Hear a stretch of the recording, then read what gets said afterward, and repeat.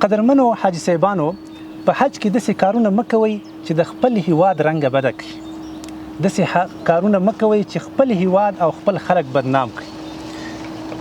بعضې حاجي صاحبان دي متاسفانه په دې مبارک ځای کې په دې پاک ځای کې به یې خوله دومره ډکه کړي له نسوارو، دومره چونډۍ به یې اچولي، صحیح ده، او یا به یې هلته سګرټ نیولی. څومره بده خبره ده، هغه څومره یو مقدس ځای ده. موږ او تاسو دا رقم کارونه باید ونه کړو. همدارنګه دوستان بعضې خلک دي ګیرې مبارکې تورې کړي، نیمې سپینې، نیمې زیړې او نیمې تورې، ډېرې زیاتې بدې ښکاره کېږي، انسان ورته کتلی نه شي. ګیره دا ښه خبره ده، تاسو یې رنګ کوئ، خو داسې یو منظم رنګ ورکوئ چې سوچه تک تور نه وي لکه د بوټونو رنګ. بعضې خلکو خو دا ګیرې تورې کړي داسې ښکاره کېږي لکه د بوټونو په بورس باندې چې تورې کړي. داسې یو رنګ ورکوئ چې هغه یا براون کلر وي یا مثلا داسې یو خړ غوندې وي یا لږ سوچکی غوندې وي، سوچه تک تور نه وي. نو ښه خبره د ګیرې رنګ کوي، خو لږ منظم ډول باندې ګیرې پرېږدئ. داسې نه چې اوږدې ګډې وډې خرابې او نیمې سپینې، نیمې زیړې، نیمې تورې، نیمې سرې.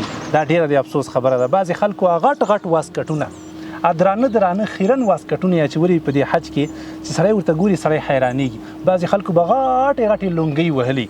دا ښه خبره ده چې سړی خپل کلتور، خپل عنعنات په نظر کې ونیسي، خو هلته چونکې ته یوازې نه یې، له ټولې دنیا نه خلک راغلي دي.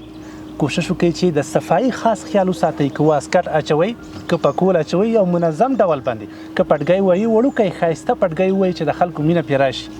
همدارنګه بعضې خلک هلته متاسفانه په دې سره ټکنده ګرمي کې غټ غټ بوټونه به یې اچولي او یا یې ورسره جوراب یې اچولي یا نه یې اچولي. څومره ګرمي ده د دوستانو، او بیا ترې نه د خولو دا بوی رواني، دا تروش بوی رواني. که موږ تاسو د صفایي خیال ونه ساتو، موږ تاسو متاسفانه ډېر زیات تاوان کوو. شاته څنګ کې خلک له موږ نه ځورېږي. والله العظیم داسې خلک دي چې ته ورسره په صف کې نشي ودرېدلی.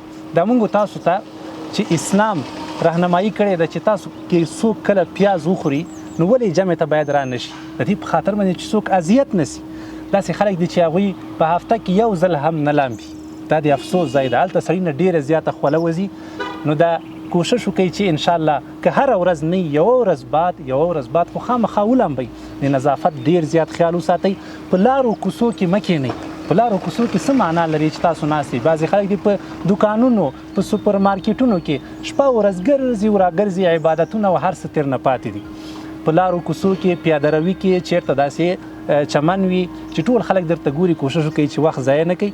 او څومره هم چې ستاسو کوشش کیږي انشاءالله د خپل وس مطابق کوشش وکړئ چې ډېر په یو ښه سلیقه باندې وګرځېږئ، با ادبه وګرځېږئ او وخت ضایع نه کوئ. دا ډېر ستاسو قیمتي ځای ده، ستاسو لپاره پاک ځای ده. تاسو چې کله تشناب ته ځئ ډېر زیات کوشش وکړئ چې انشاءالله چې تشناب په داسې یو حالت کې پرېږدئ چې ډېر یو ښه حالت وي، پاک صفایي. ځکه له تا نه وروسته هم یو مسلمان راځي. په ښه طریقه باندې د هغې استعمال وکړئ. د بل چا شیان مه استعمالوئ بې اجازته. همدارنګه بعضې خلک دي وخت ناوخت نه ګوري، بس په هر وخت کې دی ورختایي مه کوئ. نه درنه لیفټ ځي، نه درنه موټر ځي، نه درنه بس ځي او نه درنه حج فوت کېږي. کوشش وکړئ چې په آرام ډول باندې عجله مه کوئ، په کرا باندې هر یو شی انشاءالله تاسو ته رسیږي. مه په ډوډۍ کې منډې وهئ، مه د موټر لپاره، مه په لیفټ کې بیروبارونه او هاله ګوله جوړوئ. انشاءالله هر څه به تاسو ته رسیږي او په ډېره ښه طریقه باندې به انشاءالله د حج په تاسو باندې تېرېږي. الله دې د ټولو حج قبول او منظور وګرځوي. مینه او مننه.